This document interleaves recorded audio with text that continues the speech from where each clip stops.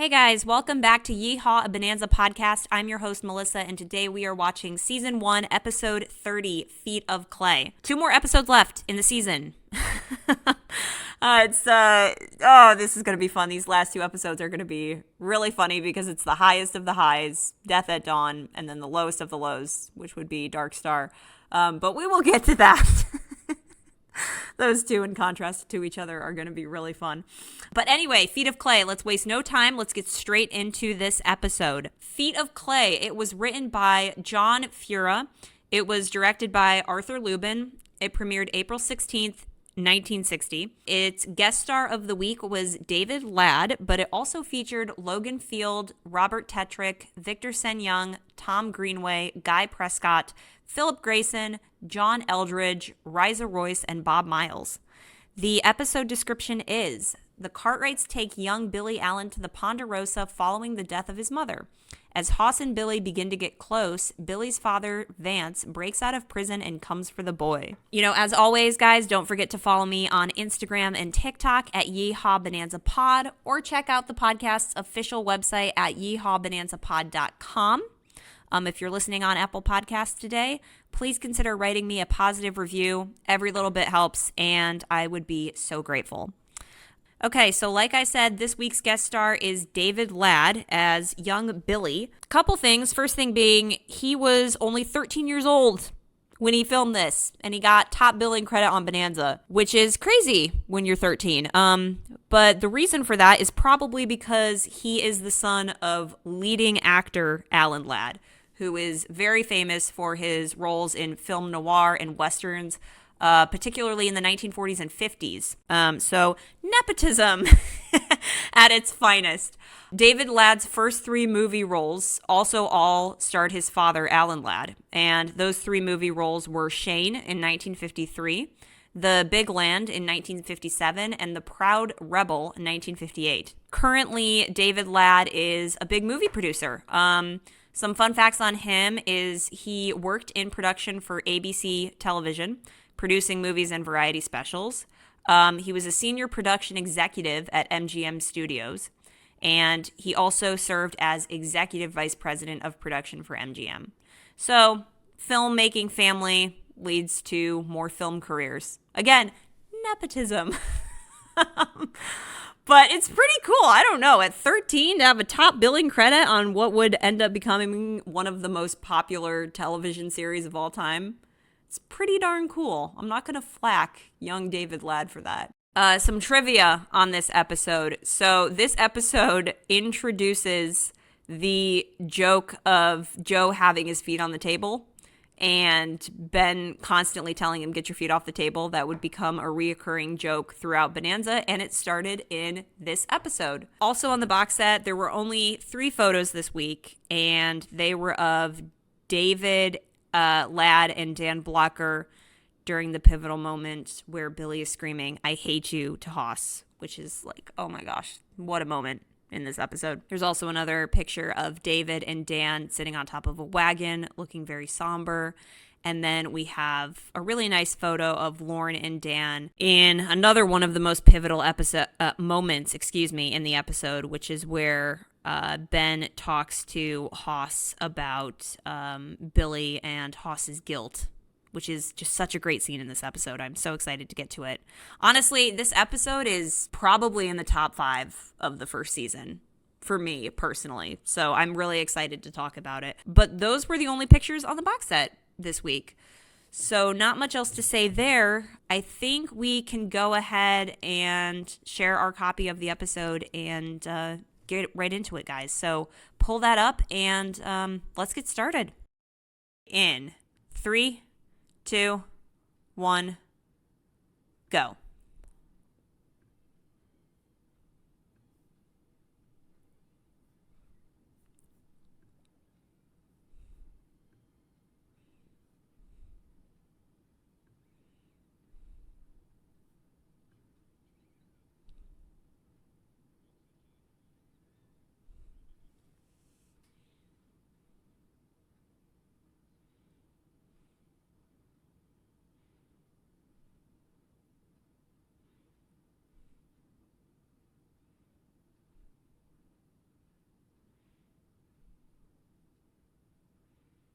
Oh my gosh, this episode is so good.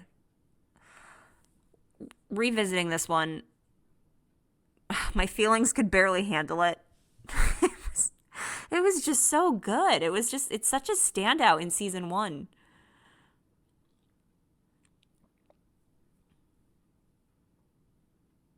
Also, people of Virginia City once again doing what they do best, which is being the most spineless, amoral people ever.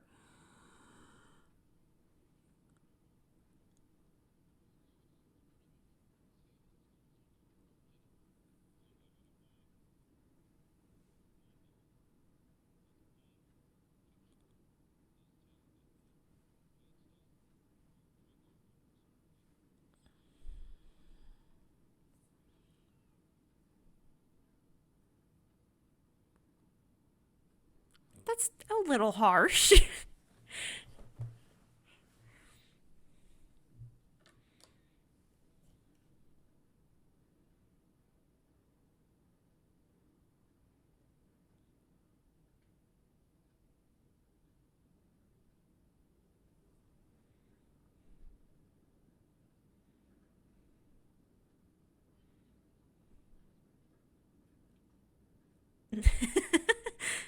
Ben's like, okay, I was just trying to be nice.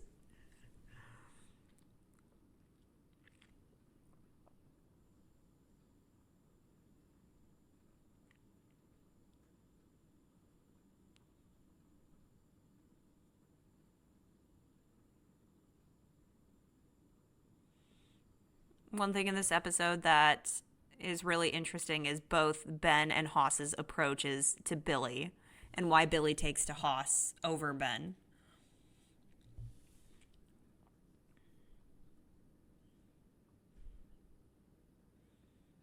Can we let characters finish their lines before we fade to black, please?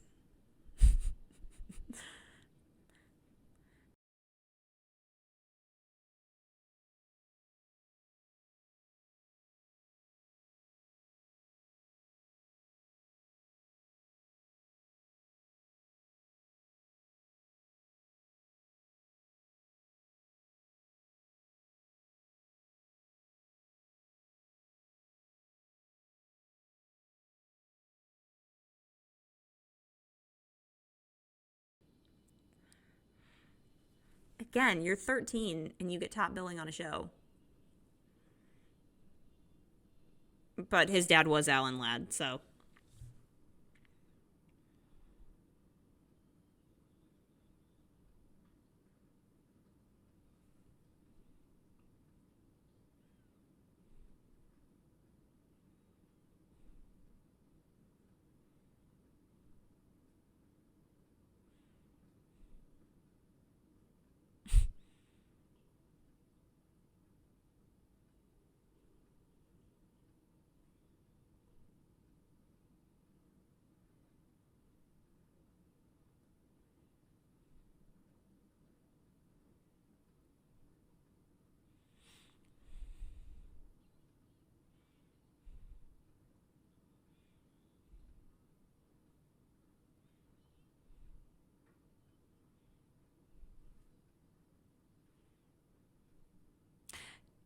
One thematic element I do want to talk about later is why this episode is called Feet of Clay,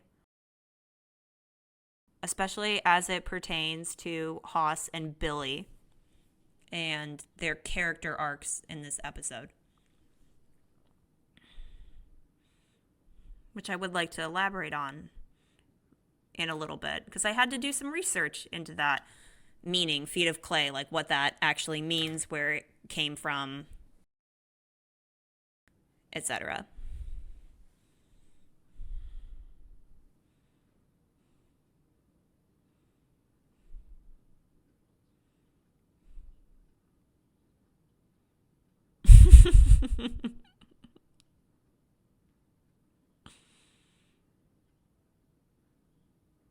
There it is. There's the feet off the table joke. The first time in a series of many more times throughout the show. Joseph, get your feet off the table.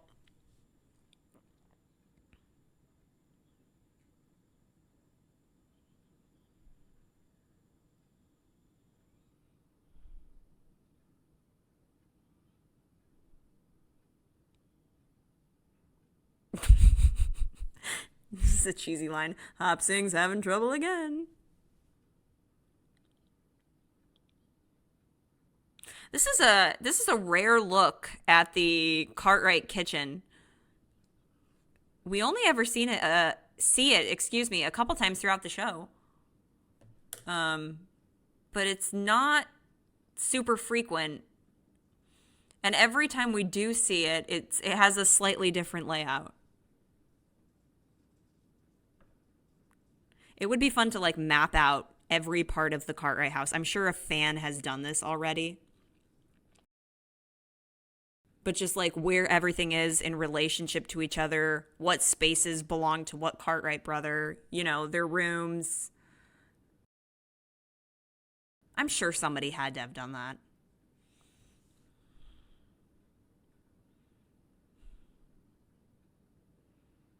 It's a big knife.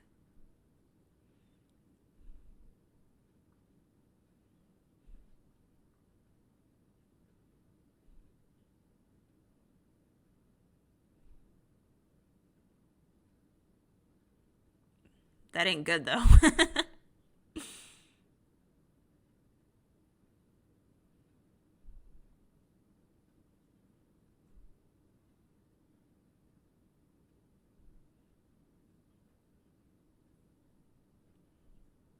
This is such a good episode for Haas. It's such a good episode for Haas.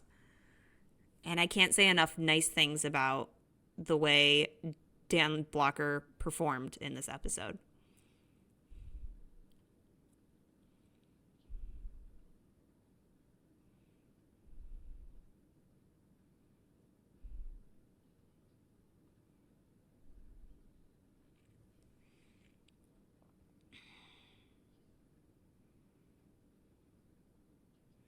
And right here is the difference in both Ben and Haas's approaches to Billy. Like, Ben comes to Billy as a very parental figure. Like, he treats Billy like he's a kid, and Billy doesn't respond to that. Whereas Haas levels with Billy, and he kind of brings him to the same place he is. So he doesn't talk to him like he's a child. He talks to him like a fellow adult, and he treats him as an adult. He doesn't try to baby him or talk to him like he's naive or he doesn't know very much, and Billy responds to that. And I just think it's cool how they highlighted that in the episode, the different approaches to Billy. Not to discredit Ben's approach, but it's not what Billy needed.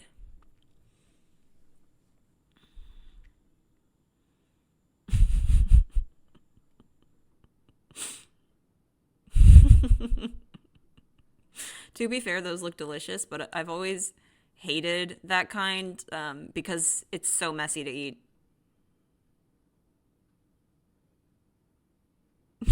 The musical score is so good.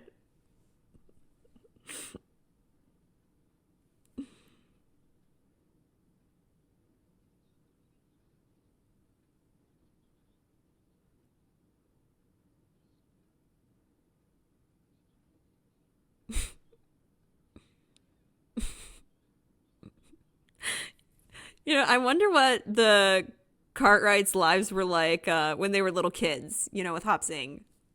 I would just love to know, like, when did Hop Sing come into the Cartwrights' lives? Like shortly after Marie died, or like right as Marie came to the Ponderosa with Ben? Like, I don't know. It's so fun to think about. And the show gives you like these little hints at their earlier life that you can think about and theorize on, which has just always been super fun. But it would have been great to have a flashback episode to see those kinds of things. Early life on the Ponderosa with young Adam, Haas, and like baby little Joe. Oh my gosh, I would have just killed for an episode like that.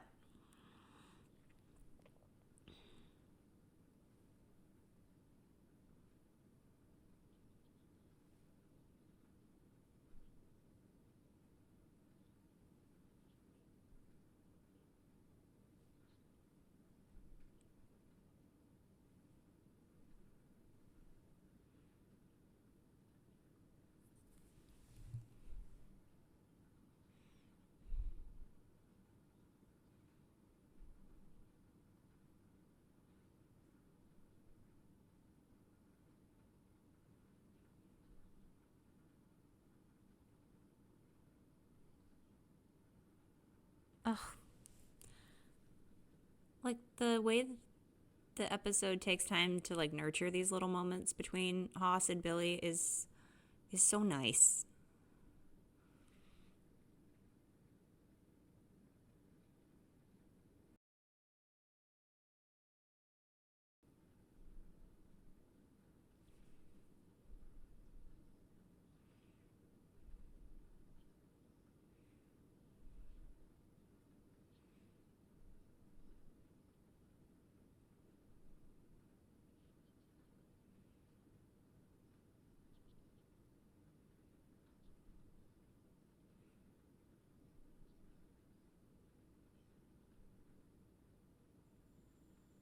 Oh my gosh.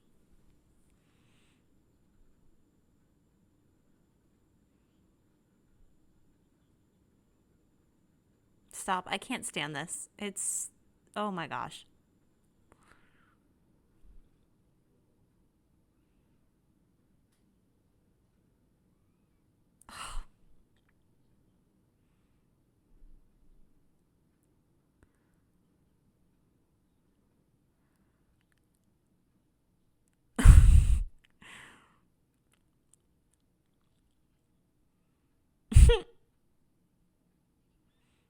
Oh, they have nice chemistry too.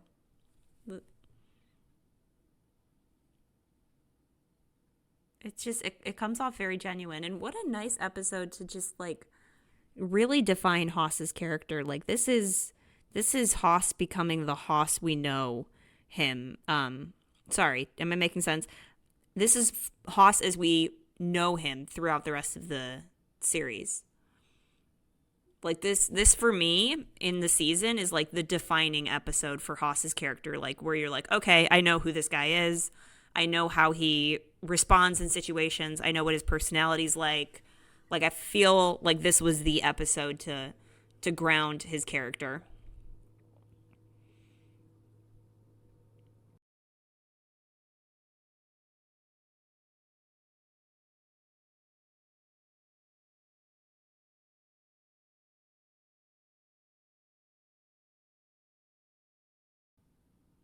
I can't stand this. Oh my gosh.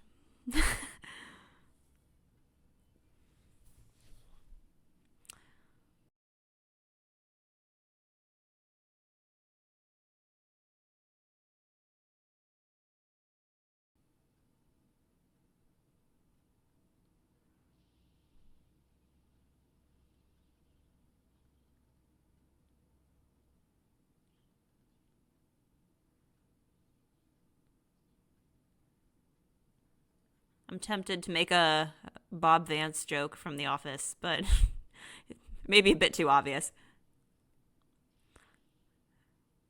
Are you serious?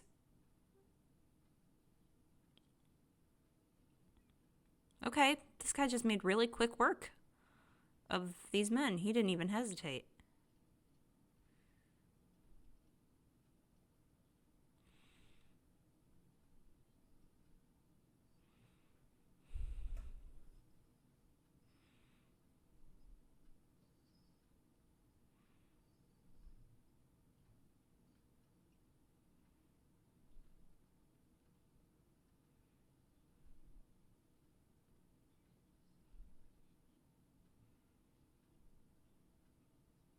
Man, Vance's hair sure is styled nice for stumbling across Nevada after escaping prison.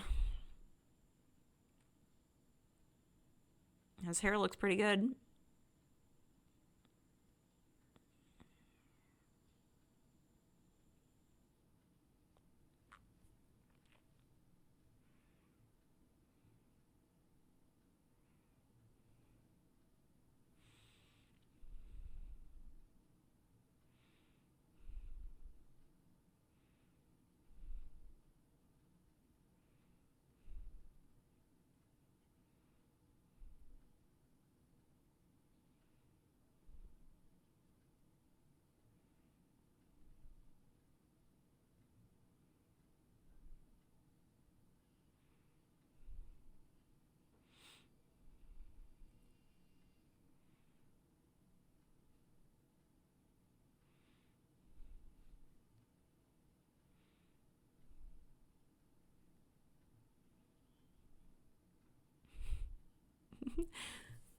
Well, to be fair, Fred isn't going to make the next election as sheriff because we're still fighting to get to Roy Coffee.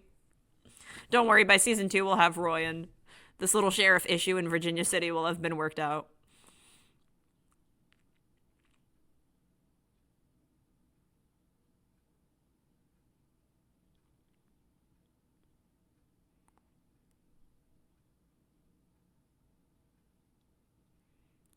Yeah, they would.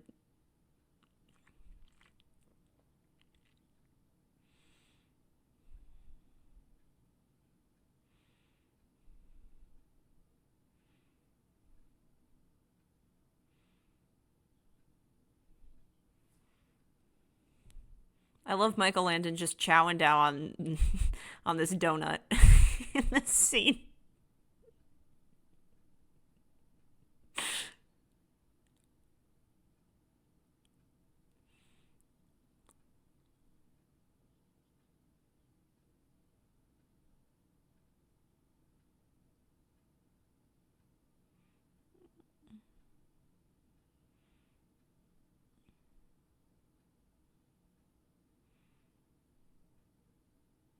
Oh, very sweet scene here.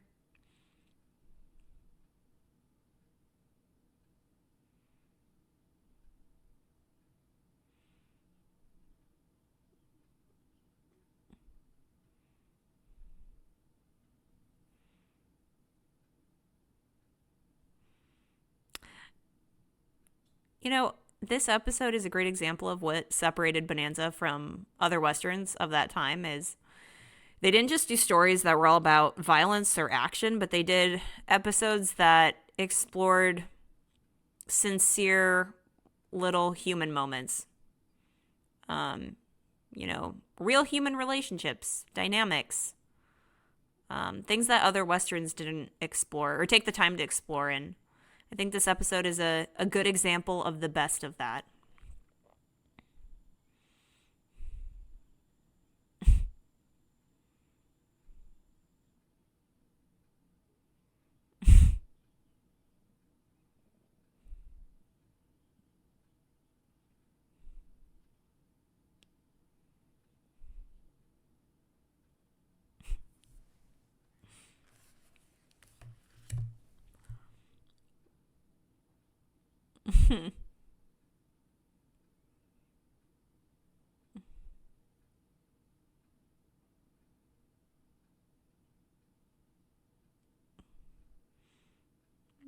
You know, David Ladd is a really good um, kid actor. You know, he's very genuine.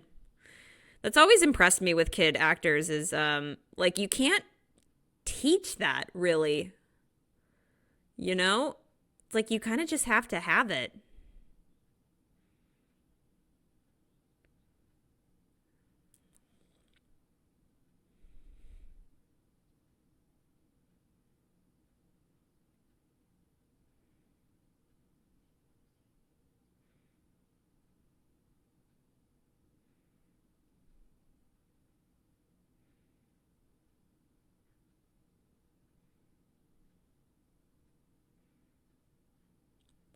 I'm so mad they never let any of the Cartwright brothers get married. Are you kidding me? The next phase for those characters naturally is just fatherhood, and we were robbed. Every interaction they give with a Cartwright brother and kids, it just makes me mad. It just seemed like the natural next step. Like start marrying them off in like season 4, you know? But the network got too comfortable with the routine of the series. You know, the formula. And my gosh, what could have been? We could have seen them with their kids. It could have been the most wholesome thing in the entire world. I mean, just the way Hoss is interacting with Billy in this episode is... it makes you wonder.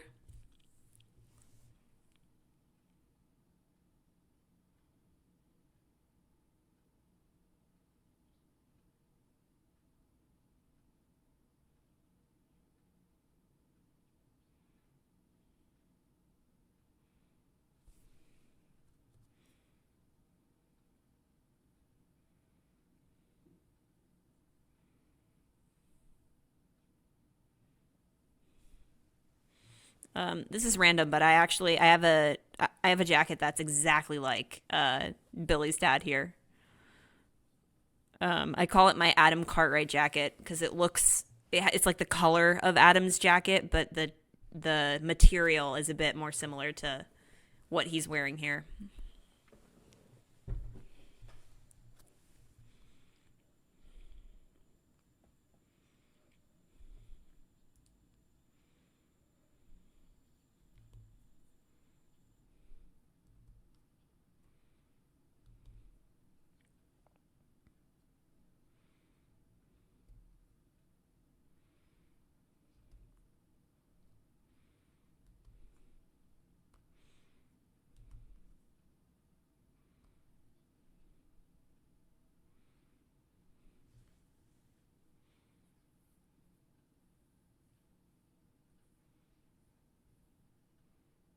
You know, it is interesting because as much as Vance is using his kid for his own benefit, is you really do get the impression that he really loves Billy.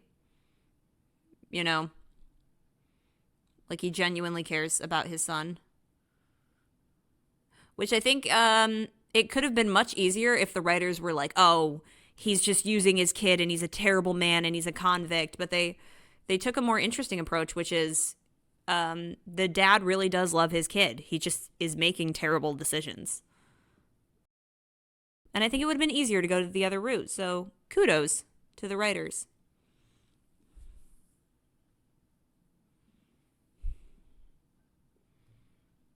Who names their kid Orville? Who looks at a brand new baby and goes, Orville? Like, I don't know. It's a dumb quip, but who names their child Orville? Oh man, Orville looks like such a prissy little entitled brat. Orville Sherman. Oh my gosh. What if his name could have been Sherman Orville? Orville could have been the last name. I'm thinking too much about this. It doesn't matter. He's just such a minuscule character in this overarching story. I'm just like, who names their kid Orville?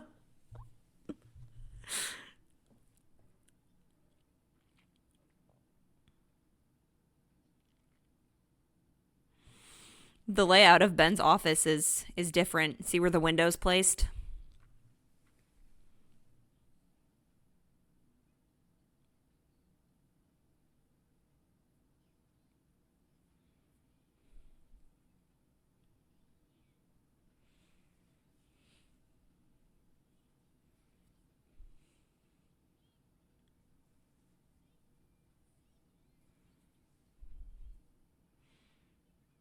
Oh,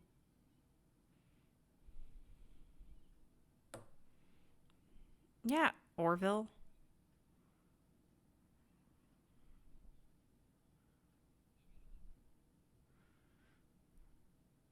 At least Mr. Sherman appropriately chided his kid.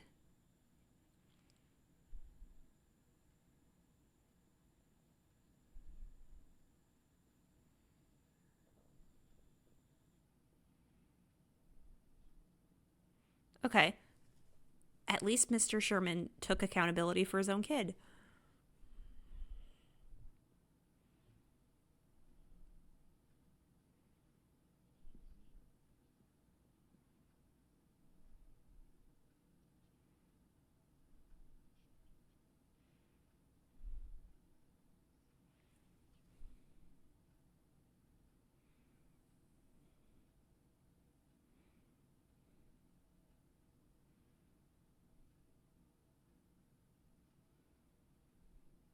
Hmm.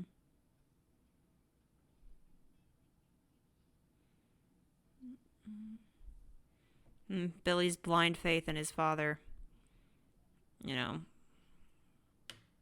idealistic.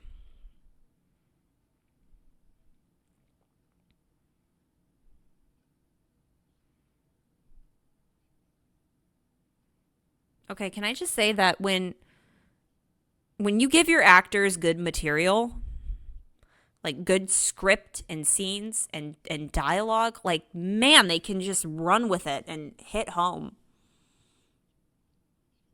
Like they gave Dan Blocker some really good scenes and good dialogue here and character moments, and he just delivered. And sometimes I feel like Bonanza script, like they some of them were really surface level, like they didn't go into the depth that they could have. But when they do, it just hits in all the right ways.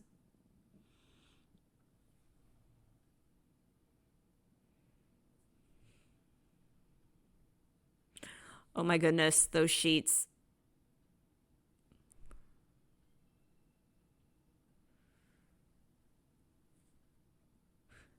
Those sheets.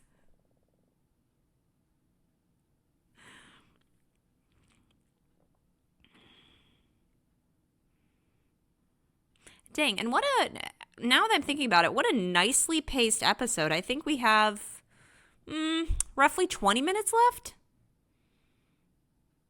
I think it's really nice. I think this episode is floating by quite nicely. Like nothing feels too rushed, nothing feels too slow. It's nice.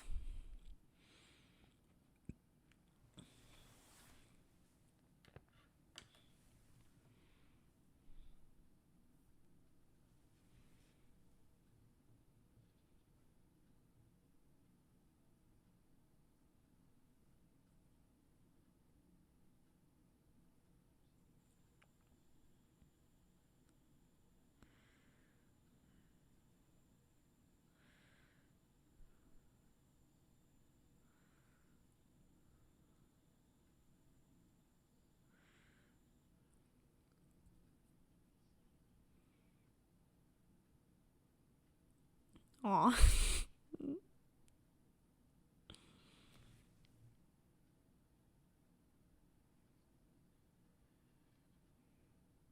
Yeah, I think this is what makes the the death of Vance so impactful, is the fact that he did love his son. He did care about him. And he made bad decisions, and ultimately that led to his death. So I think that makes his death more tragic, because they didn't just write him as a cold-hearted convict. They actually wrote him as like a man who has a love for his kid and wanted to go get him. It kind of creates conflict in you too.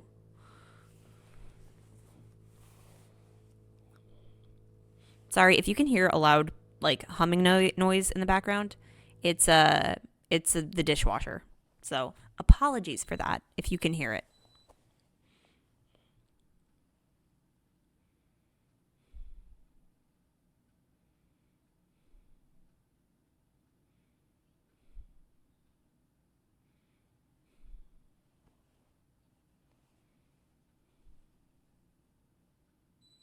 California. California.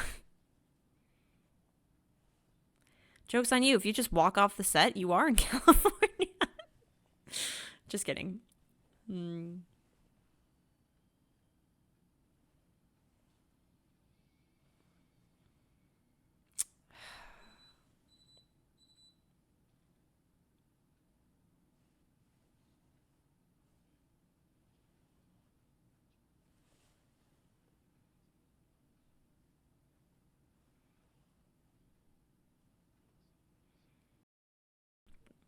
So they have a history. Vance has a history with the Cartwrights.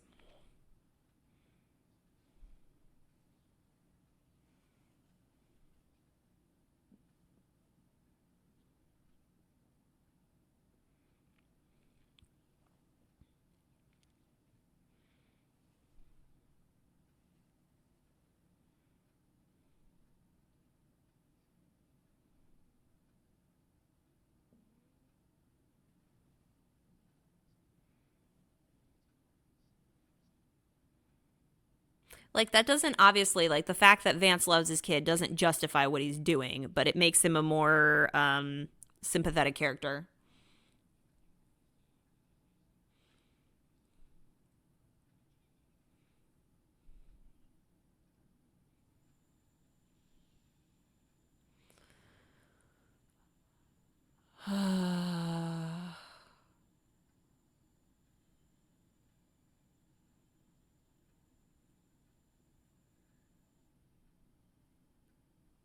Ugh. When Haas realizes what he did. Ugh.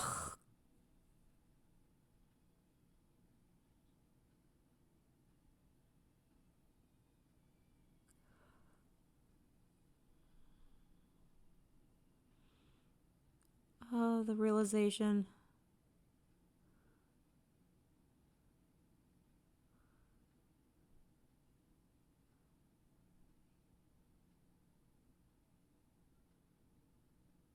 Oh, did he shoot Haas? I didn't notice that. Or he grazed him, I guess, in the arm.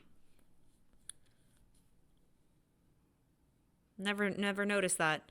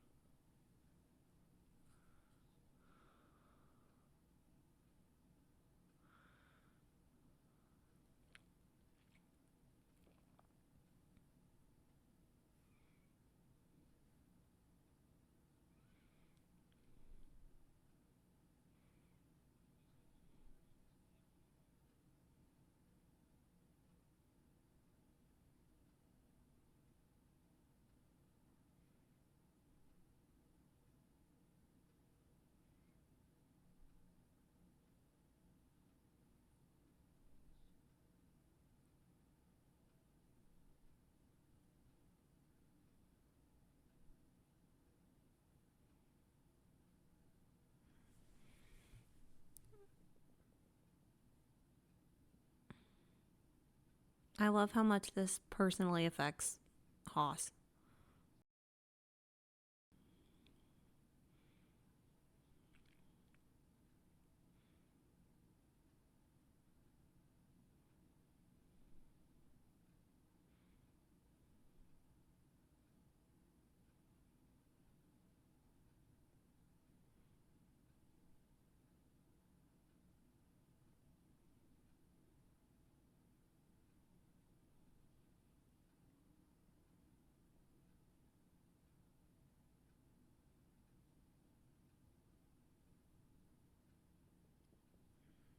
Oh, jeez.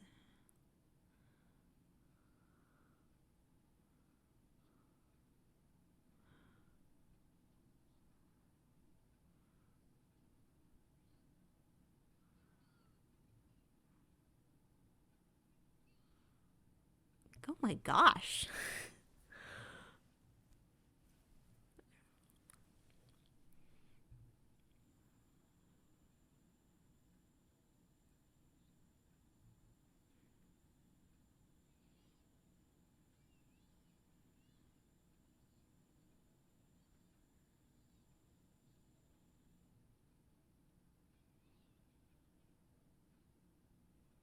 Okay, geez, like what the heck? Oh my gosh, that is so.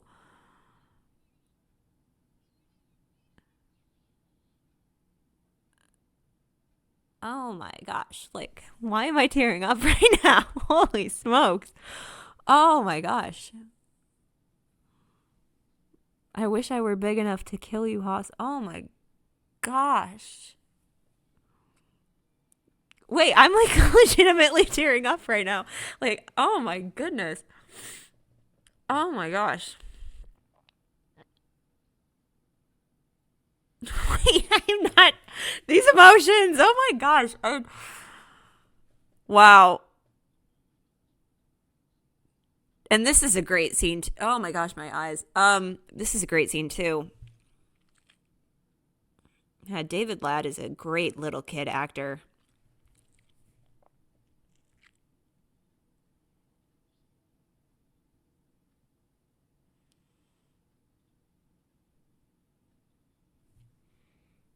I love how much that this devastates Haas personally. He is never thinking of himself. He's constantly thinking of Billy and the impact that this will have on him.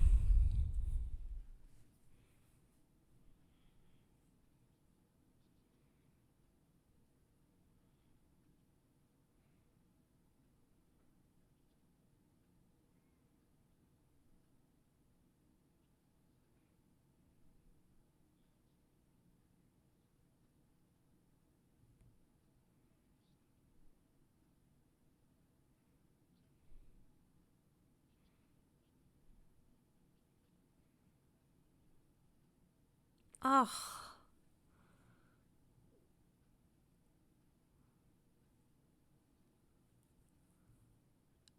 Is Ben referencing Marie here? I think he is.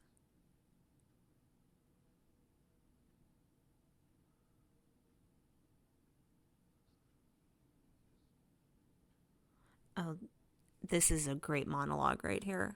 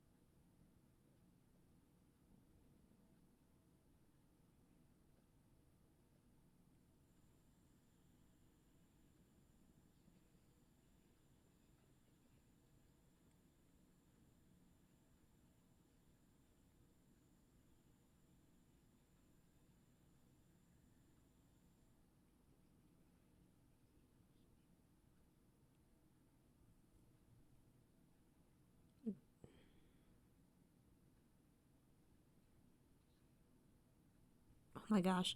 Like,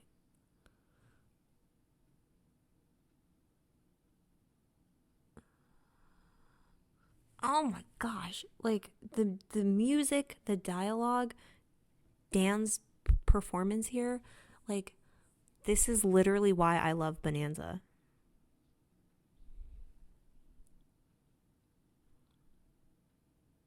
That scene is a great example of Bonanza at its best, like wrestling with real human moments and vulnerability instead of making it all about the gunfight. It's about Haas's response to what he did to this kid and how personally he takes it and how much it affects him emotionally and him trying to work through those emotions, talking to his pa. And I'm just like, I don't know. I think that scenes like that, like stories like this, are what really, really separated Bonanza.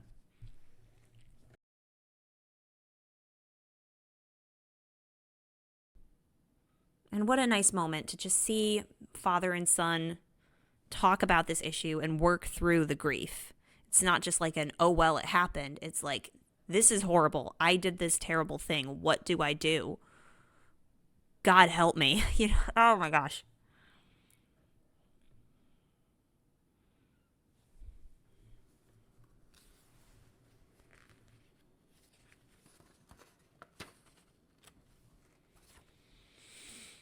So anyway, I love Bonanza. Oh my gosh.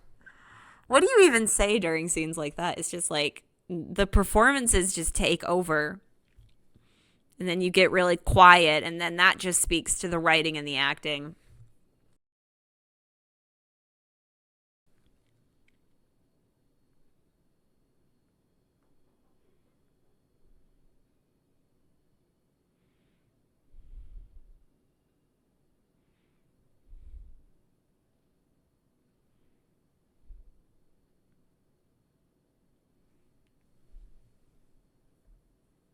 And then maybe one of the only weak parts of this episode is you kind of just forget about this guy for a little bit. But even then, it's not like a terribly weak part. It's just like he has a scene in the beginning and then he disappears and doesn't show up until like near the end. But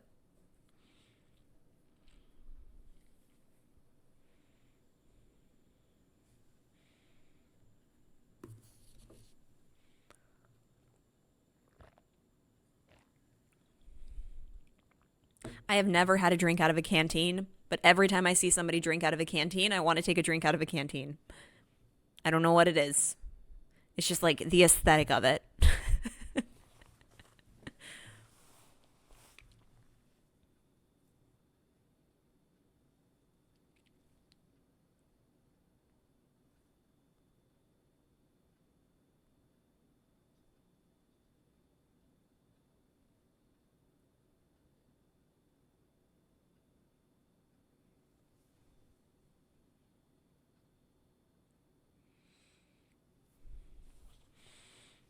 Mm.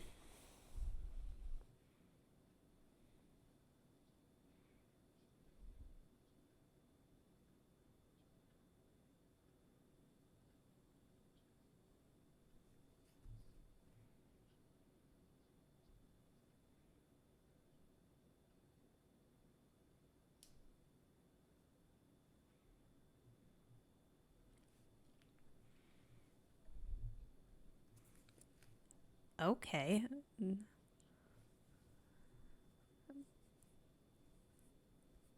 That's intense.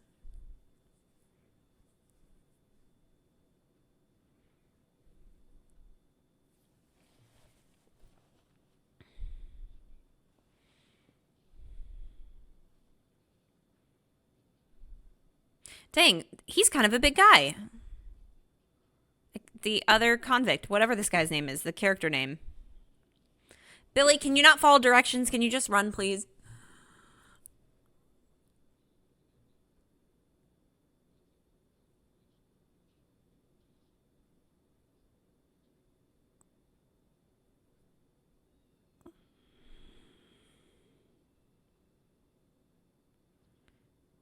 And where did they come from? Doesn't matter. Episode's already good enough. I don't really care how he ran into the Cartwrights.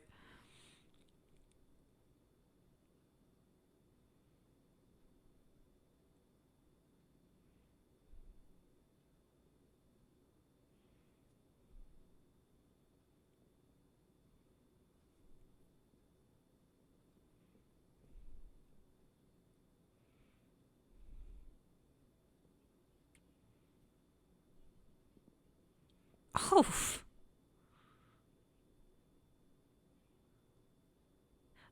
Honestly, kind of an authentic reaction. You know, to have the kid lash out like that. Instead of immediately being like, sure, I'll take you. He's like, I don't care. It's cold, but it's almost like, oh my gosh, like really raw moment.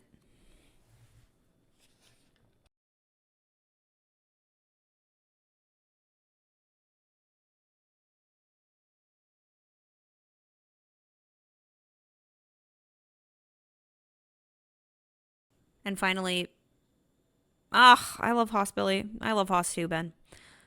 Finally, we have a moment here between Ben and Billy where Ben levels with him. He doesn't treat him like a kid. He's like, look, this is the reality. I love my kid. Please help me find my kid. Ah! What a nice full circle moment for Ben and Billy there.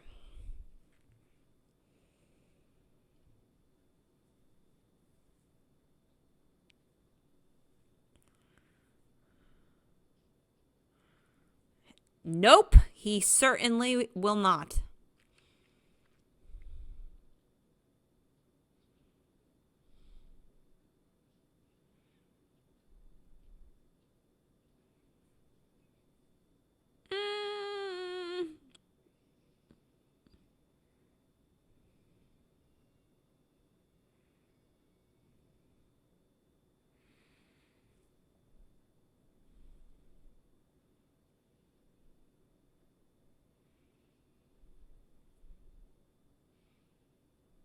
Man, that must have been some fight.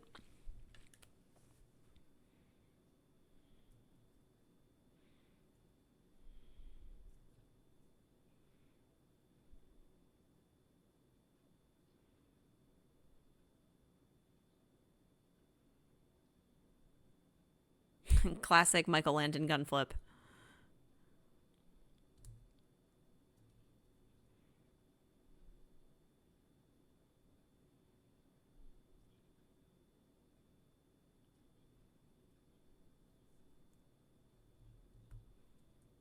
I can't. My feelings cannot deal with this episode. I am not adequately prepared.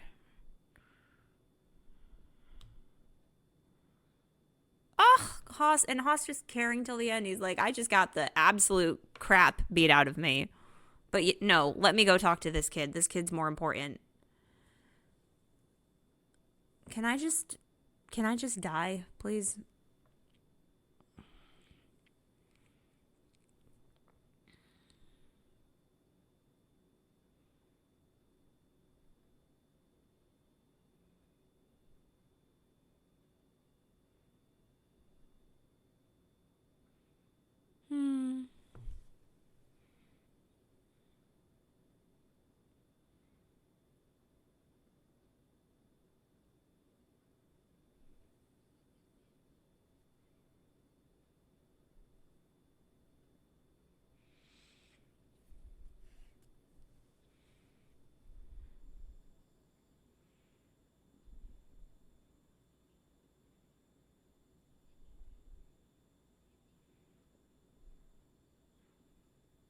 Yeah.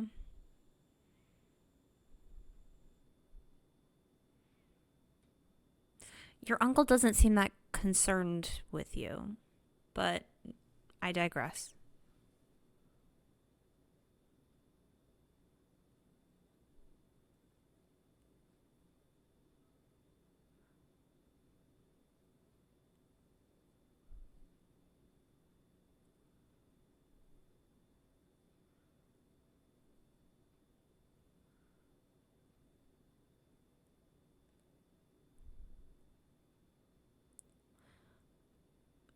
I, uh,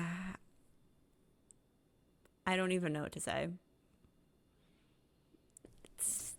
Ugh. That's all I have to say. Wow. Oh my gosh, what a great episode, honestly. What a great episode.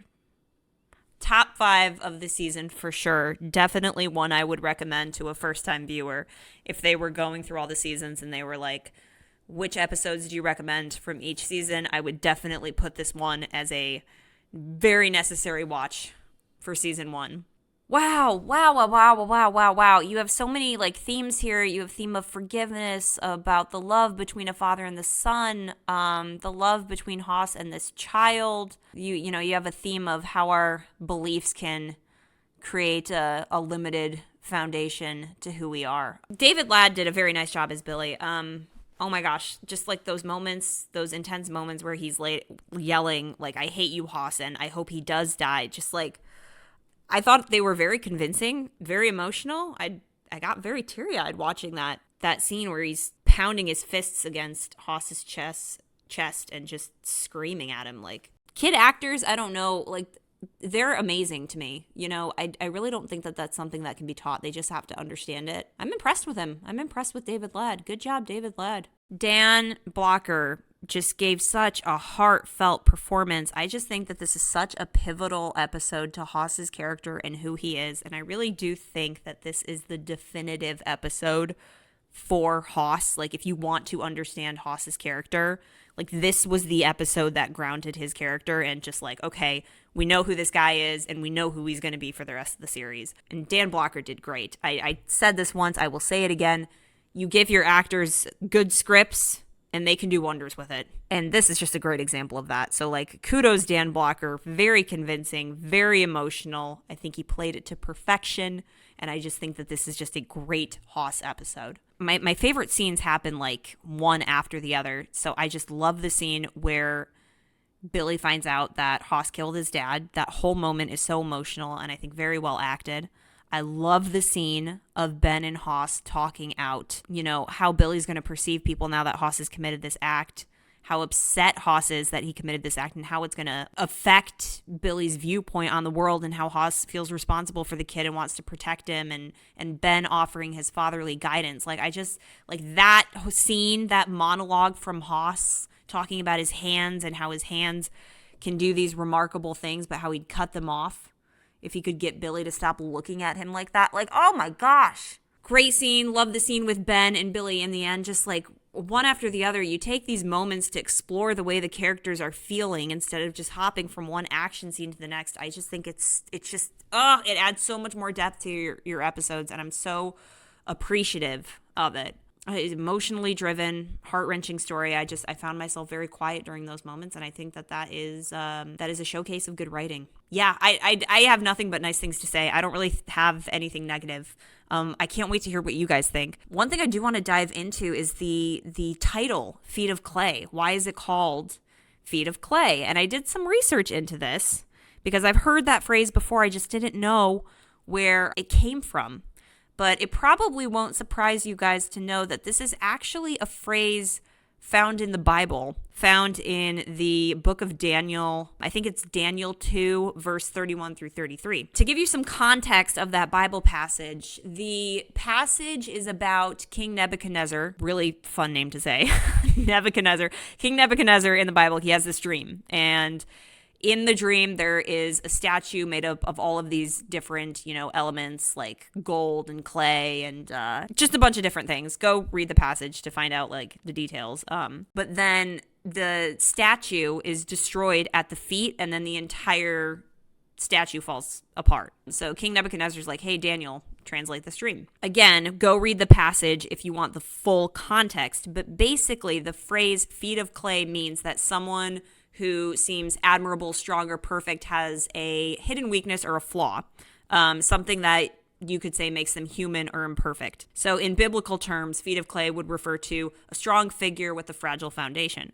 So I started thinking about that in the context of Hoss and Billy and like what that means for their characters in this episode. And basically the conclusion that I came to is Billy's quote, feet of clay moment is when he realizes his father, whom he holds to this like great ideal, was in fact flawed. So he has this ideal shattered, and that's kind of his feet of clay moment. Whereas with Hoss, he spends the entire episode, trying to shield Billy from the truth. Like he has like his unwavering kindness and his sense of right and wrong. But in this episode, he faces the challenges of those virtues, especially when it pertains to Billy. Like he can't fix the situation with Billy's father, but he can help Billy face the truth. I guess Hoss's feet of clay moment in this episode would be the fact that his compassion can't shield Billy from the reality of life. He can't change the world to fit Billy's idealism. So like in that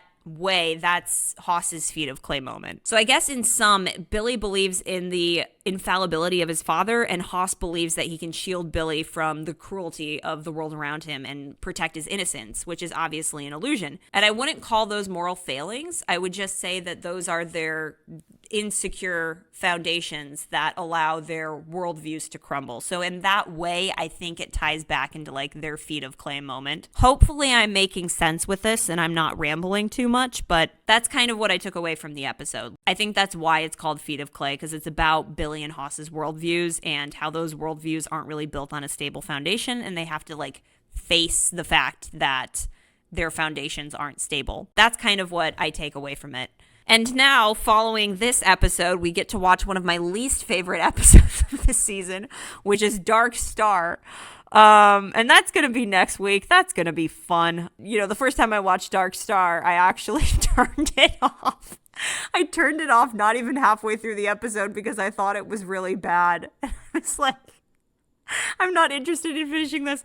So I think next week is going to be a unique time watching Bonanza because I didn't even finish that episode the first time I watched it. So yeah, Dark Star is going to be next week, but that's okay because after Dark Star, we get one of my favorite episodes of the show, which is Death at Dawn. And I think that is a great episode. Hopefully my belief in it is not my feet of clay moment. Hopefully that faith is well placed in Death at Dawn. I don't get my beliefs shattered.